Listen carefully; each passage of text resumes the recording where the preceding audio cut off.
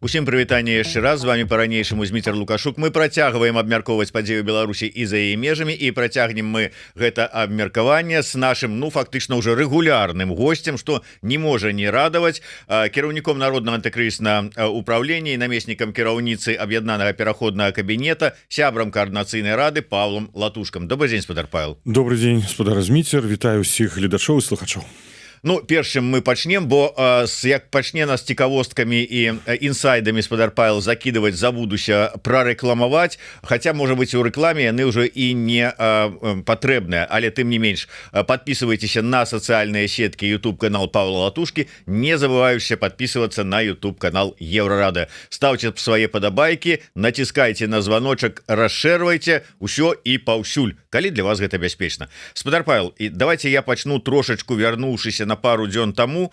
Вы на мінулым тыдні былі ў Страсбургу, і наколькі я ведаю, пэўная справаздача была, што там адбывалася, але можа што-то засталося па-за межамі, не агучана яшчэ. Што цікавага, што адметнага было? Ведаць, што адным з галоўных накірункаў нашай працы з'яўляецца пытанне адказнасці прадстаўнікоў рэжыму Лукашенка па розных накірунках. І гэта тэма была адной з вядучых, па якой я сустракаўся ў Страсбурзе з шэрагам амбасадараў, пастаянных прадстаўнікоў пры Радзе Еўропы і таксама з адпаведнымі супрацоўнікамі сакратарыята Савета Еўропы, якія адказваюць за стварэнне, напрыклад, спецыяльнага трыбунала адказнасці за агрэсію.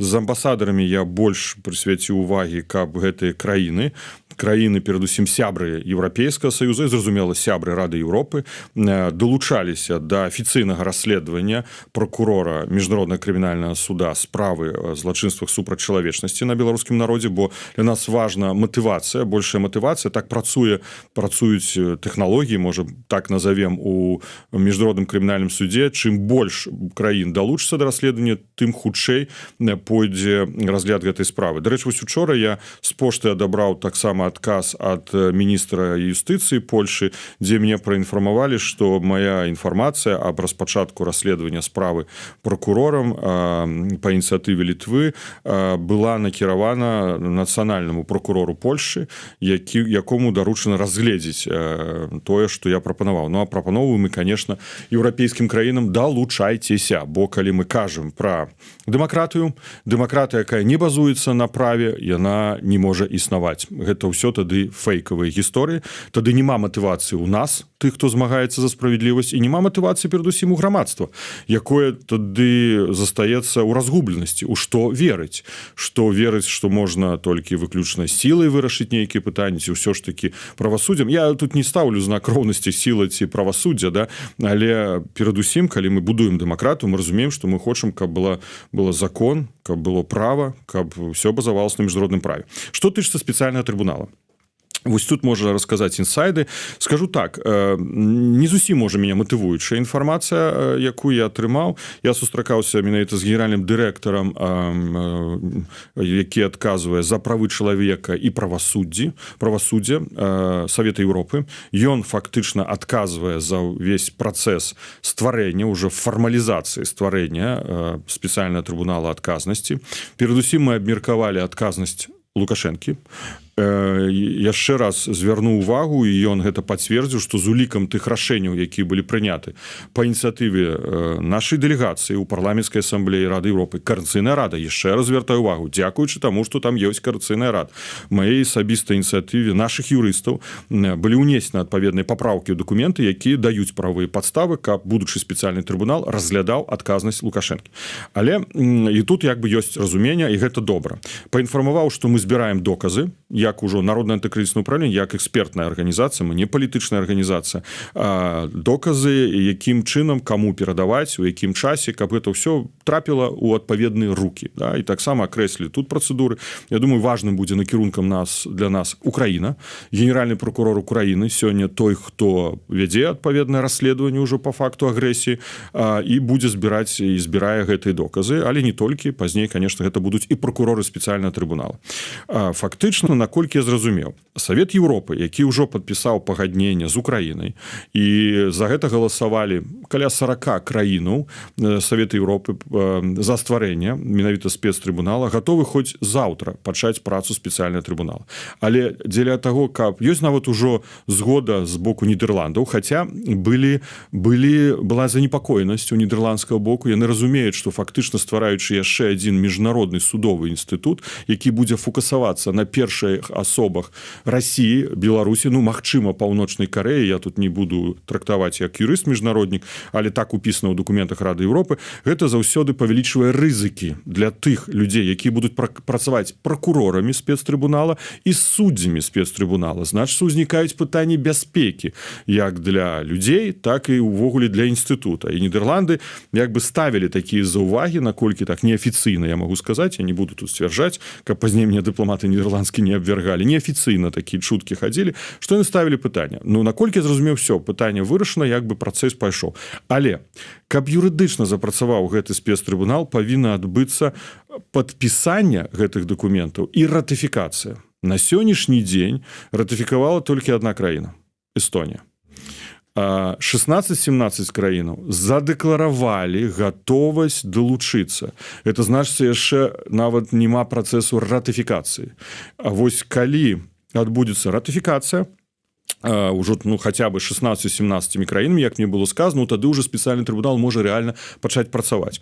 Павел, можна я пераб'ю? Вот да. Вы кажете, просто цікава, вот кажете, задэкларавалі гатоўнасць далучыцца. То бок яно гучыць так: мы гатовыя у тым выпадку, калі вось трошки так гэта і выглядала, і я не хачу, можа, дэталі сустрэчы распавядаць, не маю права там казаць ад імя суразмоўцы, але вось гэта трошки вось непакоіць, да?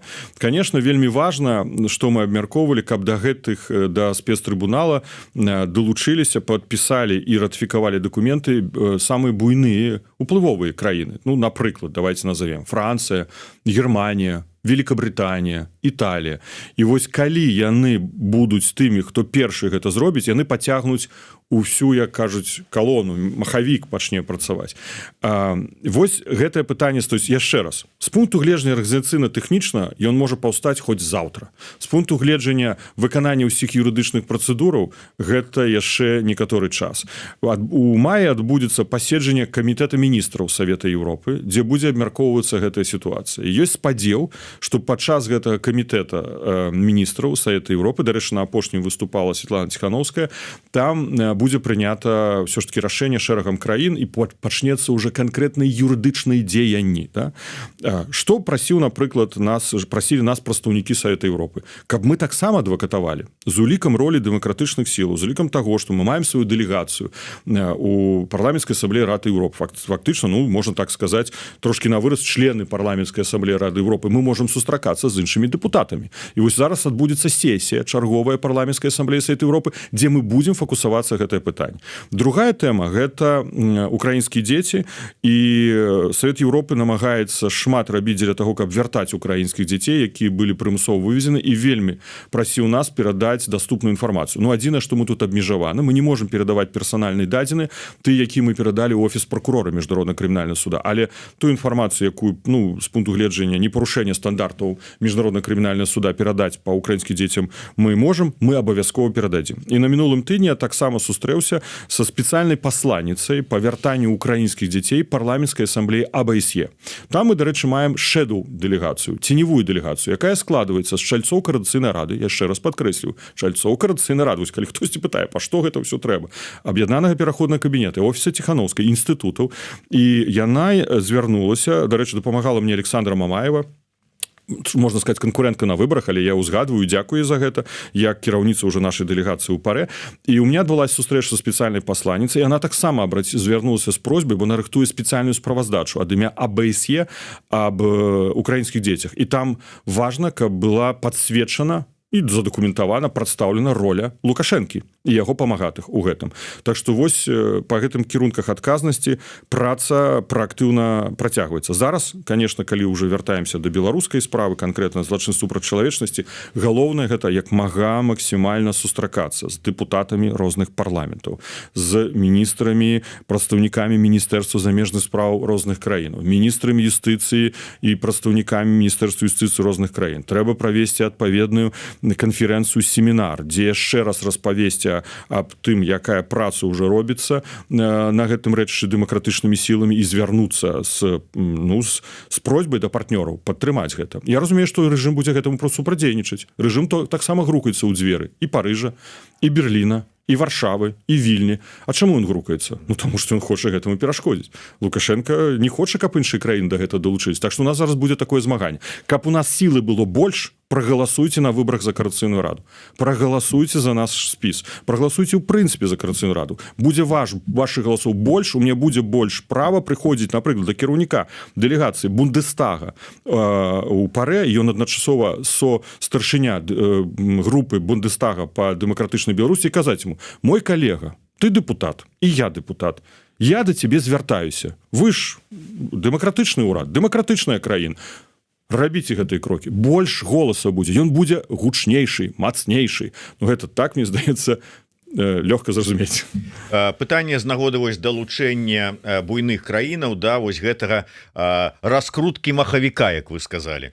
Вожык Патрыёт пытаецца: Бабарыка і Калеснікава ў Нямецчыне не могуць дапамагчы зрушыць махавік? Ці размаўлялі на гэты конт з імі? Я інфармаваў пра гэта і Віктора Дмітрыча, і Марыю Калесніку, калі мы сустракаліся з імі. Яны ведаюць пра тую працу, якую мы праводзім. Ці могуць, ці не могуць, но я думаю, што лепш у іх запытацца. Мы гатовы, конечно, дзяліцца адпаведнымі тэзісамі. Да? Мы сустракаліся я з народнымі пасольствамі таксама нашымі. Да? Яны самі адразу адрэагавалі. Дзякуем вялікі. Што мы можам зрабіць? Бо ў іх ёсць камунікацыя з палітыкамі ў гэтых краінах, там больш за 20 краінаў, з міністэрствамі замежных спраў. Мы падрыхтавалі нашы пункты, там прапановы, як гэта можна зрабіць, і перадалі ім. І вада камень точыць. Правда? Трэба просто кожнаму гэта ўзгадваць. Светлана Ціхановская ўзгадвае, Павел Атушка ўзгадвае, Координаційная рада пра гэта прымала рэзалюцыю. Дэлегаты будуць, народныя пасольствы і просто палітыкі, уплывовыя палітыкі няхай узгадваюць. Гэта важна. Дарэчы, заўтра у нас у эфіры будзе прадстаўніца і каардынатарка працы народных амбасадаў Александра Мамаева. Я думаю, што мы гэтую тэму таксама з ёй закранем. Такі вось невялічкі анонс. Пытанне з нагоды, тут можа быць працягненне шырэй працы вось па гэтаму трэку з міжнародным крымінальным судом НРЛ пытаецца: мус то добрая справа, але ці не хоча спадар Павел папрацаваць разам са спадаром Лахвічам па справе інтэрвенцыі? Я так разумею, гэта датычна, па-першае, Лахвіч, калі нічога не здарыцца, павінен быць заўтра ў нас у эфіры. Ён, праўда, зараз на нулі ва ўкраіне. Калі у яго ўсё складзецца, то будзе ў эфіры. А гэтае вот пытанне інтэрвенцыі ён уздымаў, наколькі я разумею, таксама падчас канферэнцыі імя Статкевіча ў Страсбургу. Вот як вы ставіце? Я з павагай адношуся да кожнага і кожнай добраахвотніка і добраахвотніцы, тых, хто змагаецца за свабоду Украіны і, зразумела, мае на мэце у сваіх думках вызваліць Беларусь. Але можа спадар Лахвіч адкажа на пытанне, якім чынам, хто гэта падтрымае. У 2022 годзе мы праводзілі адпаведную сустрэчу не па пытанні інтэрвенцыі. Мы праводзілі сустрэч нават пра стварэнне можа вайсковых падраздзяленняў ці дапамога ў стварэнні такіх на тэрыторыі шэрагу еўрапейскіх краін, каб пазней хлопцы і дзяўчаты маглі ехаць ва ўкраіну, і ўзмацняць полк Каліноўскага і іншыя падраздзелы ўзброеных сіл Украіны. Мы не атрымалі згоды. Ніводная размова не закончылася пазітыўна. Я памятаю, яшчэ са спадаром Сахашчыкам мы больш за 10 ваенных аташэ наведалі тут у Варшаве. Ніводная краіна не падтрымала. Гэта ўсё мары. І гэта не будзе падтрымана. Я ведаю, што існуюць там іншыя падыходы, але все ж таки гэта ўжо не маё права аб гэтым расказваць. Я думаю, у нас же ёсць вось зараз у спісах Воля ідзе, якая фракцыя ці там спіс Воля, да? Яны на гэта як бы сфокусаваны. Можа, лепш у іх спытацца, але я не бачу сёння палітычнай волі нават на ўзроўні 10% 100% у краінах членах Еўрапейскага Саюза гэта падтрымаць. То бок з 22-го года па сёння не змянілася. Нерэальна і не будзе падтрымана. Не будзе, бо гэта будзе агрэсія, разумееце? Гэта агрэсія. Ніхто з еўрапейскіх краін не будзе ажыццяўляць агрэсію супраць Беларусі. Нерэальна, просто. Давайте, просто дыскусіі яны, можа, кагосьці матывуюць і добра. Можа, хтосьці ў гэта як бы сваю сілу энергіі накіроўвае, і яго права. Але яны ні да чога не прывядуць. Я просто реально, як палітык, вам скажу, я мог бы згуляць у гульню. Так, давайте подумаем разам, тут паходзім. Хадзілі. Не выходили. Нема воли. Мне вот один министр сказал обороны: вы ведаете, вот я с вами каву попью, да, господар амбассадор, а вот с представником по национальной обороне не. Было одразу сказано. Не. Я спадзяюся, што мы гэтую тэму з улікам інфармацыі, якую нам сёння даем спадар Павел, абмяркуем заўтра это с Лахвічам, калі ў яго атрымаецца далучыцца. Давайте да іншай тэмы, таму што не можам мы абысці гэтую тэму. Спадар Павел зразумеў адразу, пра што размова, тым больш, што вельмі шмат з гэтай нагоды розных каментароў ужо ў стужцы. Да прыкладу, вось побач два каментара ідуць. Прэміум піша: чаму Пал Палыч і яго фракцыя сорвали галасаванне по поліграфу, тым больш пасля кейса Мельнікавай. Чаму ён сам не хоча праходзіць поліграф? Хеджигер адразу. Пасля правалу з Мельнікавай ці пойдзе Пал Палыч у адстаўку? Першае, давайте наконт поліграфа. Нам прапанавалі, каб поліграф правяла украінская арганізацыя на тэрыторыі Польшчы. Я кансультаваўся з спецслужбамі Польшчы. Гэта будзе злачынства. Вось і ўсё. На жаль, тыя людзі, якія гэта прапанавалі, яны не абмеркавалі гэта з адпаведнымі ўладнымі структурамі гэтай краіны. А зараз скажу больш. Практычна ўсе супрацоўнікі НАУ прайшлі поліграф. Менавіта ў адпаведнасці з заканадаўствам Польшчы. Больш я пашыраць не буду. Кожны разумны чалавек зразумее, дзе і як мы прайшлі. І гэта была негадзінная размова. На чале з вами. Это былі негадзінныя размовы. Вось і ўсё. Зразумела. Я ведаў, просто раз пишуць, значит, людзей... Просто ставим тут кропку. Хопіць на гэты конт дыскутаваць. Адстаўку за што? Скажите. Я вось хочу просто супыніць гэтыя все прапагандысцкія і КДБшныя наратывы ў мой адрес. Вось той чалавек, які піша, няхай он мне скажа, што не зрабіў Латушка. Першы пункт. Анжеліка Мельнікава прайшла праверку байпола. Анжеліка Мельнікава прайшла поліграф. 2. Анжеліка Мельнікава прайшла праверку кіберпартызан, бо яна была старшынёй фундацыі Беларусь Ліберты, якая належыць кіберпартызану. Анжеліка Мельнікава прайшла праверку ўсіх спецслужбаў Польшчы, таму што стала грамадзянкай Польшчы. Скажыце мне, калі ласка, шаноўны, хто піша гэтае пытанне, што я, як Павел Латушка, павінен быў яшчэ зрабіць? Другое, колькі ў нас гісторый, калі ў дэмакратычных сілах знаходзяцца людзі, перабежчыкі. Я не кажу, што там Анжеліка перабежчык ці не. Колькі такіх людзей было? У дзяржавах Рэспубліка Польшы апошні час колькі здраднікаў, якія гадамі працавалі. Недаўна ў Міністэрстве абароны быў выкрыты шпіён. Гадамі працаваў. Што міністр абароны падаў у адстаўку? Калі Шміт, суддзя, які меў доступ да сакрэтных матэрыялаў, збег у Беларусь. Што, старшыня суда падаў у адстаўку? Слухайце, давайте просто будем сур'ёзнымі. Яшчэ раз, мы не маем права мець контрвыведку на тэрыторыі краін Еўрапейскага Саюза. Да на тэрыторыі ніводнай краін. Гэта злачынства, гэта крымінальнае злачынства. Гэта будзе разглядацца як шпіянаж. Як вы сабе гэта сабе уяўляеце? Хопіць детством заниматься. Вот это просто ребячество. Вот я на эмоциях скажу, детский сад. Хопіць гэтым дзіцячым садком займацца і выкарыстоўваць гэты аргумент. Калі чалавек калісьці працаваў у дзяржаўных структурах, калі ён разумее, што такое ўлада, калі ён разумее, што такое права, што такое заканадаўства, як функцыянуюць спецслужбы, няхай ён просто адкажа, што я маю рацыю. Інакш больш нічога зрабіць не было. Калі ён мне зараз напіша, што я мог яшчэ зрабіць, няхай напіша. Я адкажу.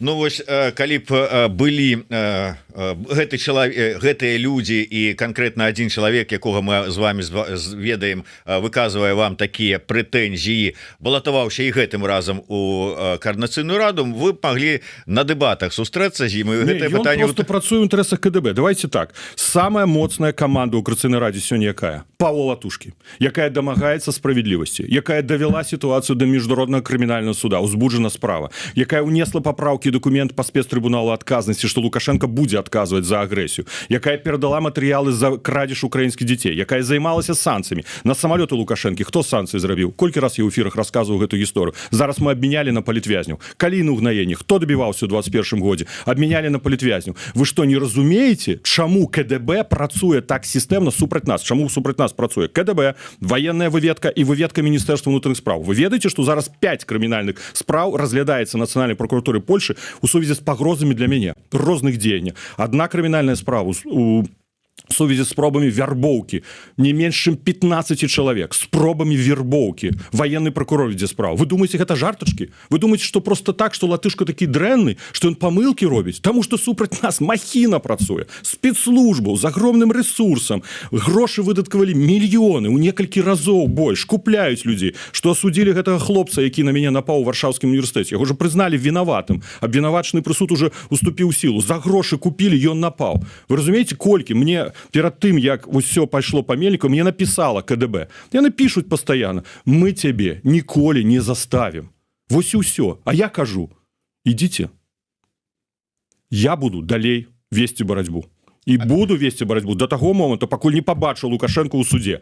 А ўсе гэтыя кныровічы, яны менавіта ніколі не будуць пад фокусам КДБ, таму што яны робяць тую працу, якой важная для КДБ. Александр Кнырович, ты робіш тое, што важна для КДБ. Ты б'еш тых, хто самы моцны, хто рэальна штосьці робіць. Але стрымаўся і не сказаў гэтае слово, якое так і рвалася. Я не Трамп.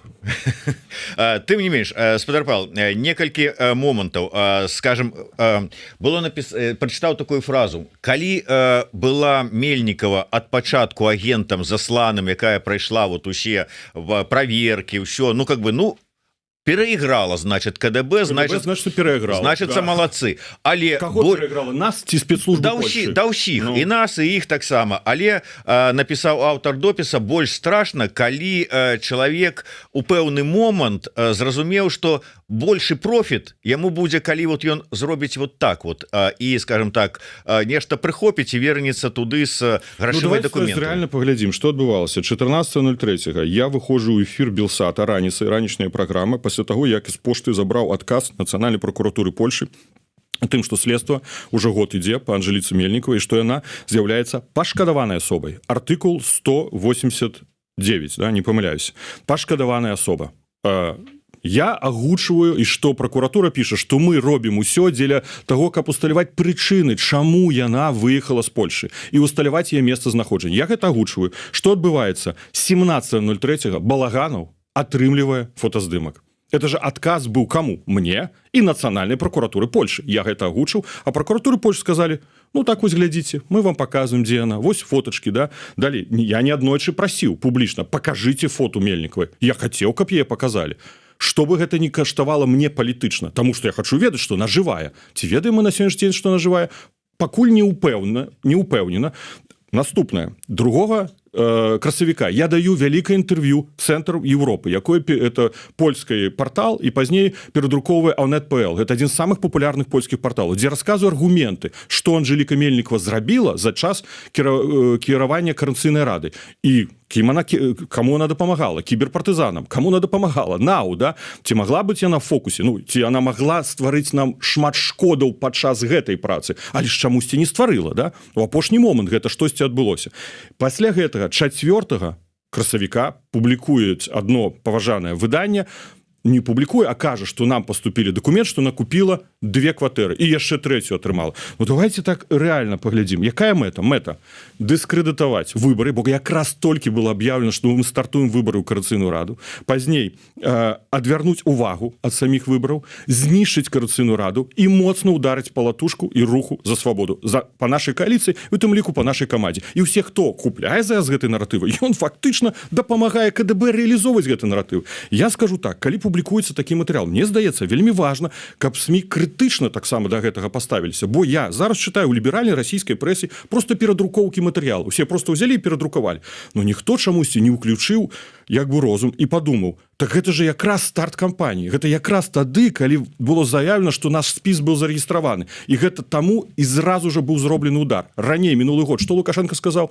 Усе атрымаеце крымінальныя справы. У усіх заберу маёмасць. 257 крымінальных спраў, маёмасць пазабіралі, да, і ваши родныя будуць пад ціскам. Вы думаеце, што яны сёння будуць просто так глядзець на тое, што Координаційна абіраецца? Яны будуць біць. Гэта толькі пачатак спецаперацыі Мельнікова. Гэта будзе працягвацца і далей.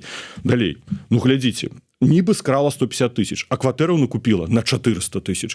І што вы так думаеце, скрадзеныя грошы, яна вывезла ў Беларусь, скрадзеныя грошы, да, падала у падатковую інспекцыю, заплатила падаткі і купіла себе кватэры. І КДБ сказала, супер, мы тебе такі падарунак робім. Я не веру ў гэтую гісторыю. Ну, правда, не веру. Сённяшні дзень зрабіць нават легальныя дакументы для КДБ ніякіх праблем няма. З іншага боку, калі кажуць, мы не дадзім, не апублікуем гэтыя дакументы, таму што мы падставім крыніцу, хто атрымаў гэтыя дакументы. Прабачце, а як можна з гэтага кадастравага рэестра, ці як он там называецца, правільна, да, нерухомасці ў Беларусі атрымаць дакумент, напісаць заяву. Не можна просто з неба атрымаць гэты дакумент. Той, хто напісаў заяву, каб далі дакументы на Анжэліку Мельніку, ўжо падставіўся. Адкуль гэтыя дакументы? Як яны прыйшлі? Давайте крытычна на гэта таксама паглядзім. Магчыма, на гэта ўсё ёсць адказы. Магчыма, але што можна ў гэтай сітуацыі зрабіць? Па-першае, ёсць магчымасць у польскай прокуратуры на падставе гэтай публікацыі, на падставе таго, што Анжэліка Мельнікова з'яўляецца грамадзянкай Польшы, калі яна не адмовілася ад грамадзянства Польшы, таксама мы ж гэта не ведаем, напісаць запыт у прокуратуру Беларусі. Што яны адкажуць? Ці адкажуць? Схлусіць, не схлусіць, я не ведаю. Фармальна могуць? Могуць. Што могуць зрабіць кіберпартызаны? Бо фундацыя – это кіберпартызан. НАУ абсалютна не мела адносінаў да гэтай фундацыі. Координаційная рада не подписывала з еўрапейскай камісіі, умоўна скажем так, пагаднення на фінансаванне. Было падпісана пагадненне паміж Беларусь Ліберці, фундацыя кіберпартызан, і еўрапейскай камісіі.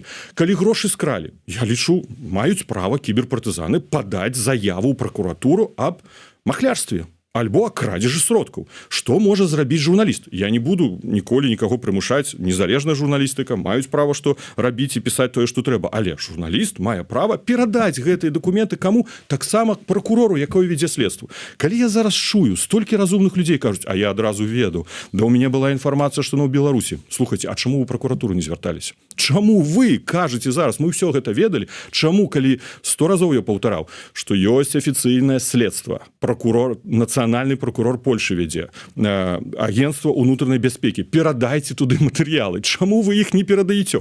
Я же якраз інфармую адкрыта, як кажуць, з адкрытым забралам, расказваю ўсё, што ведаю, правильно? А чаму так вот са спіны расказваць, но не перадаць туды матэрыялы, каб следчыя гэта ўсё ацэнілі?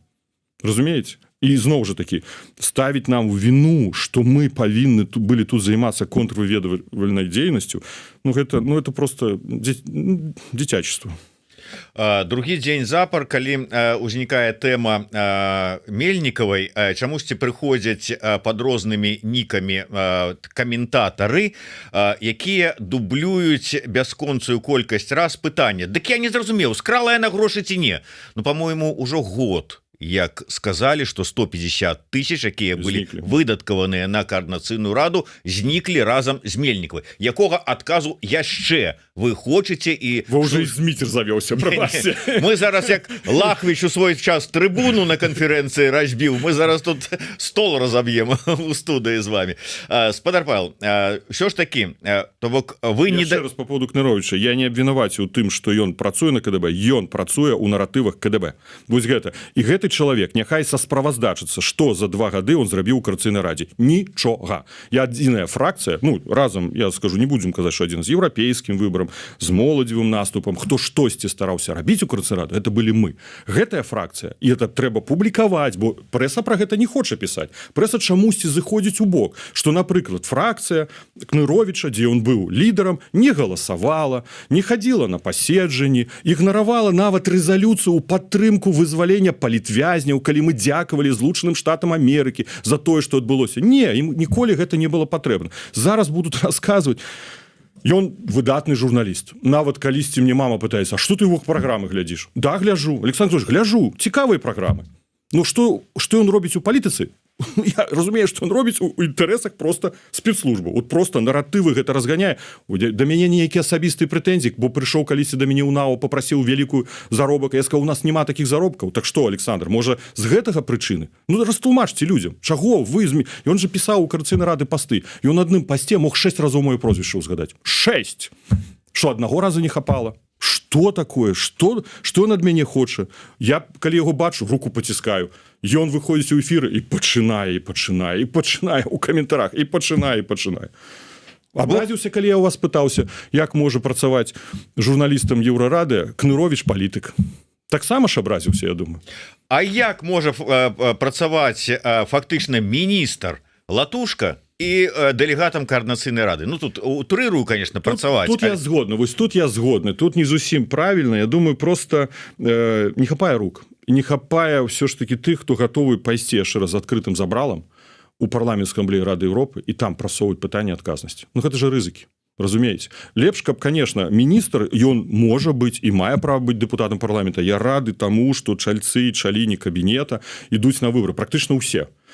За выключэннем, здаецца, Паўла Баркоўскага, да? У нас фактычна ўсе ідуць у спісах. І гэта вельмі важна. Гэта такая же схема і сістэма, як у Польшы, у Літве, у шмат якіх дэмакратычных краінах. Бо коаліцыя, якая перамагае, стварае ўрад. І вось гэта лагічна. Бо тады трэба сказаць прэм'еру Туску: выходзь з Сейма. А ён чамусьці не выходзіць. Ён чамусьці сидзіць на ўрадавай трыбуне, але з'яўляецца дэпутатам Сейма. І так большасць, абсалютная большасць членаў польскага ўрада. Таксама і ў літоўскім ўрадзе. Таксама шмат у якіх ўрадах. Так што, але што тычыцца парламенцкай асамблеі Савета Еўропы, тут я з вами згодны, што лепш, каб гэта размяжоўваць. Ну, можа, таму, што просто не хапае рук. І калі бы знайшоўся той, хто прыняў бы гэтую задачу, я бы... Нават размова не пра парламент асамблею Савета Еўропы, а ўвогуле прысутнасць і наяўнасць мандата дэлегата Координаційнай рады. Вось как бы тут мы з вами на гэтую тэму, ну, дакладней, не мы з вами, а гэтую тэму абмяркоўвалася, дэбатавалася 2 гады таму. Калі выйшлі ў КР3, таксама узнімалася гэтае пытанне, там супярэчлівасць інтарэсаў, як так можа быць. Я просто чытаў зараз допісы, вось новыя выбары, прыйшлі новыя людзі і ўзнімаюць старыя пытанні. Я разумею, там неафіты, можа не неафіты, але ну ваш адказ змяніўся з таго часу? Не, абсолютно не змяніўся. Я же яшчэ раз адказываю. Вось калі Координаційная рада і тое, што прасоўвала фракцыя Кныровіча ў Координаційнай рады ідэю, што она павінна быць не звязана з кабінетам, яны ж з чым прыйшоў Пракоп'еў, калі ён прапанаваў стаць апазіцыяй да Ціхановскай. І Пракоп'еў пазней гэта прызнаўся, да? Што я сказаў, я не буду апазіцыяй супраць Ціхановскай. У меня могуць быць таксама пытанні да таго, што яна зрабіла, што не зрабіла, але мы саюзнікі. Я яе падтрымліваю. Гэта маё палітычнае рашэнне нашай кааліцыі ў Координаційнай радзе. Гэта рашэнне. Мы прытрымліваемся яго і стараемся трымацца вельмі і падтрымліваем Светлану Ціхановскую. Яны прапанавалі альтэрнатыву зрабіць. І уяўляеце, што было бы? Гэта ж пастаянныя былі бы бульба, спрэчкі. Вось просто пастаянная вайна была бы паміж Координаційнай радай і ўрадам. Дзе вы бачыце ў Еўропе войны паміж парламентам і ўрадам? Ёсць войны апозіцыі ў парламенце з урадам, бо ўрад сфарміраваны большасцю парламента. Вось у чым пытанне, разумееце? Не бывае, тады это не функцыянальна, гэта ўсё разваливаецца. Можа, хтосьці ставіў такую мэту. Ну, а калі адзін з чальцоў гэтай фракцыі прыйшоў і сказаў, калі вы не пойдзеце з намі ў кааліцыю, мы вас будзем нагамі, і дабавіў, я не буду як. Ну, сказали, прабачце, по таких прынцыпах дамаўляцца з вами ствараць кааліцыю ў большасці, ну, мы, напэўна, не будзем, да пабачэння. То есть людзі, ну, можа, просто, не знаю, аб чым яны думалі тады, чаму яны так вырашылі? Што Пракоп'еў у гэты час Координаційнай рады зрабіў? Слуханні Светланы Ціхановскай. Добра, а чаго ён збег? Працягвай палітыку, працягвай, давай, працуй. Вы со сваёй большасцю перакрылі кісларод усім кого. Што значыць са сваёй большасцю? Шаноўныя беларусы і беларускі. Ну як будуецца дэмакратыя? Мы ідзем на выбары, да? На выбарах галасуюць беларусы. На выбарах яны выбіраюць одну фракцыю, другой спіс, трэці, чацвёрты спіс. Хто атрымлівае большасць, а мы, дарэчы, большасць не атрымалі, а 28 мандатаў з 80, але фармуем большасць разам з нашымі калегамі з розных фракцый дзеля таго, каб праводзіць нейкія рашэнні. Ну гэта же дэмакратыя. Што значыць?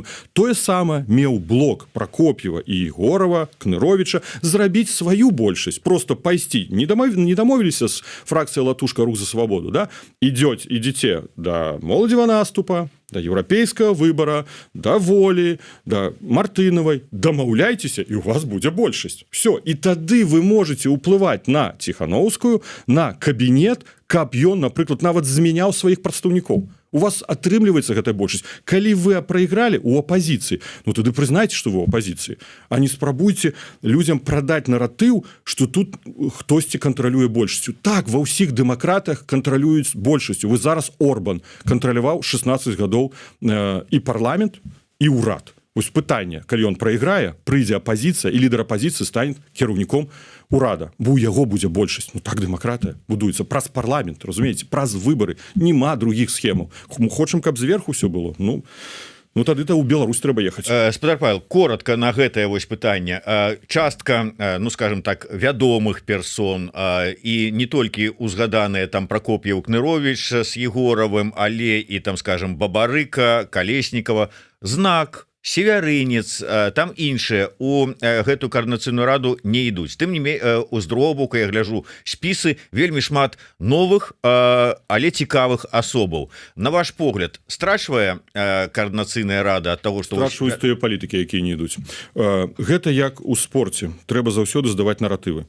Калі ты калісьці перамог, да, на якімсьці чэмпіянаце, гэта не значыць, што ты заўтра паедзеш на алімпійскія гульні. Ну я умоўна кажу, трэба кожны раз палітыку пацвярджаць сваю падтрымку у грамадстве, верыфіцыравацца. Хтосьці скажа мала галасоў, але мы разумеем, у якіх варунках мы умовах галасуем. Калі спецслужбы робяць усё, каб гэтага не адбылося, калі рызыкі вялікія, калі сёння нават настроі знаходзяцца на ніжнім узроўні, да, матывацыі, а палітыкі, ты нават которые гатовы пайсці на гэтым нізкім узроўні матывацыі у палітычную барацьбу, пераконваць сваіх выбаршчыкаў, мне, здаецца, заслугуюць большай слоў павагі, чым тыя, якія адходзяць і кажуць, мы пачакаем грамадскага пад'ёма, і тады пойдзем на грамадскім пад'ёме. Тады будзе пытанне, а што вы рабілі ў гэты час? А ў гэты час мы захоўваем рух, мы захоўваем выбарчы прадстаўнічы орган, які прызналі міжнародныя структуры. Нас прызналі міжнародныя структуры, а хтосьці кажа, а давайте ад гэтага адмовімся. То есть, ну гэта уже зусім дзіўна становіцца. То есть нас з улікам нават такой невялікай колькасці беларусаў, якія прагаласавалі, прызнаюць партнёры у парламенцкіх, міжпарламенцкіх арганізацыях. Еўрапарламент прызнаў, АБСЕ прызнала, Савет Еўропы прызнаў, да? Сенат Польшы прызнаў. І мы ад гэтага адмаўляемся і кажам, не, нам гэта ўжо все не патрэбна. Так што вы думаеце, будуць рабіць нашы партнёры? Яны будуць дальше нас падтрымліваць? Не будуць. Не будуць. Будзе поўнае разчараванне. У тым ліку і у нас. Антоні піша, ці не здаецца спадару Паўлу, што яны, палітыкі ў міграцыі, неяк вельмі рана адарваліся ад інтарэсаў народа, дыяспары. Я зараз узгадаў, якая у вас будзе наступная сустрэча. У меня даслоўна праз гадзіну будзе сустрэча у камісіі фінансавага надгляду Польшы з удзелам прадстаўнікоў міністэрства фінансаў і міністэрства ўнутраных спраў Польшы, управлення па справах замежніку па пытанню рахункаў для беларусаў у Польшы. Ведаем пра гэтую праблему. Я таксама на кансультатыўнай групе Беларусь-ЕС 6 сакавіка ў Брусселі звяртаў увагу еўрапейскай камісіі на гэтую праблему, дасылаў адпаведныя лісты. Так што мы спрабуем ее вырашыць як на еўрапейскім узроўні комплексна, да? Трактоўка over-compliance, гэта называецца, завышаныя патрабаванні для беларусаў у адкрыцці рахункаў, так і на нацыянальным узроўні. У Польшы мы, дзякуючы асацыяцыі даволі, вось яна нам перадала 28 кейсаў. Мы апошнія дні сабіралі гэта яшчэ десяткі кейсаў. Я скажу шчыра, я пісаў ім лісты, мы вялі актыўную перапіску, была сустрэча рабочай групы. Таксама кажуць, па што інстытуту? У нас у міністэрстве замежных спраў Польшы у мінулым годзе была сустрэча з 12 міністэрствамі. З 12 міністэрствамі па розных накірунках. І там былі прадстаўнікі кабінета і офіса Ціхановскага, як інстытутаў, ну, і, зразумела, чальцы Координацыйнай рады, які сістэмна разглядалі праблемы ў розных сферах жыцця, да? Вось што тут перашкаджае, што тут варта зрабіць. Мы шмат па гэтаму пісалі. Ужо нарэшце я нават ад гэтай камісіі фінансавага нагляду атрымаў ініцыятыўны ліст. Мы зразумелі маштаб праблемы, мы вас запрашаем, і гэта будзе міжведамственная сустрэча. Вось, калі ласка, канкрэтная справа, якой мы займаемся. Берем у руки, ідзем. І за гэта, дарэчы, ніякіх грантаў, ніякіх праграм няма. Калі хтосьці кажа, Латушка не атрымлівае заробак ні ў кабінеце, ні ў карацыйнай радзе, так, у НАУ, як кіраўнік НАУ, як экспертная арганізацыя, якая займаецца тым, чым вы все ведаеце. Сённяшняя навіна я пабачыў, якім чынам Паўлу прыйшла ідэя прэміі для лепшага настаўніка. Чаму гэта не ініцыятыва прадстаўніцтва пра нацыянальным адраджэнні? Гэта так, моя персанальная ініцыятыва. Тут неправільна, можа, прайшла публікацыя праз кабінет, я хацеў гэта зрабіць праз персанальны канал, да? Але запрашаюць мяне туды і так заўсёды прадстаўляюць як намесніка прадстаўніцы аб'яднанага пераходнага кабінета. Гэта азначае, што беларуская меншасць, якая пражывае ў Польшы, прызнае таксама інстытуты. І гэта важна, прызнае карэнцыйную раду. Вы ведаеце, што я першы раз быў у гайнаўскім ліцэі 30 гадоў таму назад, яшчэ маладым віцэ-консулам. І пазней я гэтыя 4 гады працы я столькі наведаваў розны і бельскі ліцэй беларускі, і школкі беларускія, і фестывалі. Ужо працаваўшы прэс-сакратаром МЗС, я прывозіў міністраў замежных спраў двойчы на фестывалі беларускай песні. Пазней, конечно, уже стаў міністрам культуры, мне ўжо быў бюджэт, і я змог гэтым бюджэтам распараджацца. А калі быў паслом Польшы, першы культурны цэнтр Беларусі за мяжой пад дахам дыпламатычнага прадстаўніцтва быў створаны менавіта ў Беластоку. Культурны цэнтр Беларусі. Там працавала 2 беларускіх дыпламатах з бюджэтам $300 000 США. Я змог выбіць, тады быў кіраўніком адміністрацыі Лукашенка, Геннадзь Невыглас такі быў, можа, імя, пагранічнік, да? Вось, $300 000 далі на падтрымку беларускай меншасці ў Польшы. І, конечно, сёння я ведаўся ўсюды, што гэта была барацьба. У Мінску, афіцыйным Мінску, ніколі не разумелі важнасць падтрымкі беларусаў замежжа. Я, дарэчы, быў ініцыятарам стварэння кансультатыўнай рады беларусаў замежжа, ну, якая зараз там перафарматавалася. Да? Вось. І я лічу важным, калі дзяржава у асобе рэжыму Лукашэнкі не хоча бачыць, заўважаць важнасць беларусаў за мяжой, у тым ліку беларускай меншасці, якая стагоддзямі жыла у рамках польскага грамадства. Я, як беларускі палітык, павінна гэта звяртаць увагу. Таму я заснаваў прэмію для пераможцы конкурса агульнапольскага фестываля «Беларуская песня», а ён уже праходзіў 33 раз. 33 раз, там столькі калектыву. Я запрашаю, прыедзьце, паглядзіце, маленькі фестывалі, і на гала-канцэрт прыедзьце. І таксама Гайнаўскаму ліцэю з беларускай мовай дадатковага навучання. Там настаўнікі беларускай мовы, самаахвярныя, там же яны калектывы навучаюць, і танцы беларускія навучаюць, не толькі мову і літаратуру, гісторыю беларускую. Я лічу, для мяне просто нават не як палітыку, як беларусу. Гэта важна. Гэта заўсёды, я калісь сказаў, мяне сфармавала беларусам 2 рэчы. Мой бацька, святой памяці, і беларусы Польшчы, беларусы беласточныя. Ну і на завяршэнне, спадар Павел, мы калі з вами прыкідывалі тэмы, якія абмеркаваць, вы звярнулі ўвагу на тэму, якая мне падалася, ну, можа быць, троху неадпаведнай сённяшняй павестцы, але вы настойвалі. Гэта як Лукашенко ўцягвае беларусаў у вайну. Не, я не то, што настойваў, не, гэта тэма, якая зараз выклікае вялікае зацікаўленне з боку украінскіх сродкаў масавай інфармацыі. Яны глядзяць на гэта з засцярогай, тое, што Лукашенко праводзіць і гэтыя внепланавыя праверкі баявой гатоўнасці ўзброеных сіл Беларусі, тое, што ён правёў гэтую нараду, і тое, што мы пачулі з вами. Нам, беларусам, я думаю, што на гэта важна рэагаваць. Ён кажа, мы рыхтуемся да вайны. Да, ён пазней робіць там нейкія гаворкі. Вайна. Гэта слово «вайна» мы чуем за апошнія месяцы ад яго вельмі, занадта часта. І ў мяне унутранае такое ўражанне, што ён нібы псіхалагічна спрабуе падрыхтаваць беларускае грамадства да нейкіх надзвычайных сітуацый у краіне. Значыцца, на сённяшні дзень он вядзе нейкія перамовы ці ўжо ўзгодніў штосьці з Пуцінам дзеля таго, каб чарговы раз выкарыстоўваць тэрыторыю Беларусі ў агрэсіўных мэтах. Магчыма, не толькі ў адносінах да Ўкраіны, але магчыма, і ў адносінах да суседніх краін. Мы бачым сёння нестабільную сітуацыю ў НАТО. НАТО знаходіцца, мне здаецца, за апошнія 10годдзі у найгоршым стане за час свайго развіцця. Паглядзіце, там няма даверу. Нават не размова ідзе пра тое, што яны закупляюць ваеннае абсталяванне, там амуніцыю, але праблема ў тым, што калі прэзідэнт США кажа, я выйду з НАТО, да, калі аддайце мне Грэнландыю, і вось узнікае пытанне, ці скарыстаецца з гэтай слабасці НАТО Расійская Федэрацыя? Чаму б не скарыстацца менавіта зараз? І магчыма, пра гэта таксама і размаўляе Лукашенко. Таму мы павінны яшчэ раз падкрэсліць, што гэты чалавек, які сёння дапамагае ўжо і ў агрэсіі супраць Украіны, і ў гібриднай агрэсіі супраць Еўрапейскага Саюза, стварае перадумовы нейкіх дзеянняў адказ. Ён же што сказаў Муравейка, якого як хлопчыка паставіў там: Павел, да, мы рыхтуемся до войны, да? Я так пишу: Павел, мы рыхтуемся до войны, так думаю, Павел, а ён Муравейку поставіў, да? І бо ён ему кажа: вы мне не рассказываете тут, что на мяжы будут стоять воинские частки, там готовые группировки увайсці ў Беларусь з агрэсіяй. Так, гэта і так даведаемся. Вы про дыверсійныя групы мне рассказываете, які будут засланы на тэрыторыю Беларусі. Значыцца, ён плануе ствараць, напрыклад, у гэтай цэнтры кіравання дронамі, да, на тэрыторыі Беларусі. Значыцца, украінцы на гэта могуць рэагаваць тэарэтычна. Яны будуць знішчаць гэтыя цэнтры, не абавязкова же абстрэламі. Не дай Божа, я бы ніколі гэтага не хацеў. Значыцца, будуць, магчыма, нейкія сутычкі вайсковага характара. Ён рыхтуецца да нейкіх дзеянняў. Вось гэта ў атмасферы вісіць. І мы павінны беларусам казаць, што сёння это той чалавек, які падстаўляе Беларусь зноў чарговы раз пад вайну. Ён стварае пагрозу беларускаму народу. Ён малюе мішень, величезную мишень на ўсёй нашай краіне з гэтымі арэшнікамі. Давайте, один арэшнік, ён сказаў, настоящий, а 10 будут там, скажем, не настоящих, муляжей, да? Да, кажа, один будзе вот тут у сараі стаять. Памяце, как ён у гарадку стаіць у сараі, да? Як гэты арэшнік будзе страляць, калі он у сараі стаіць, там не бетонная подлога, якая траекторыя будзе гэта. Але ён же, што беларусам важна ведаць, калі 10 арэшнікаў, нават один сапраўдны, то гэта значыцца 10 цэляў по тэрыторыі Беларусі.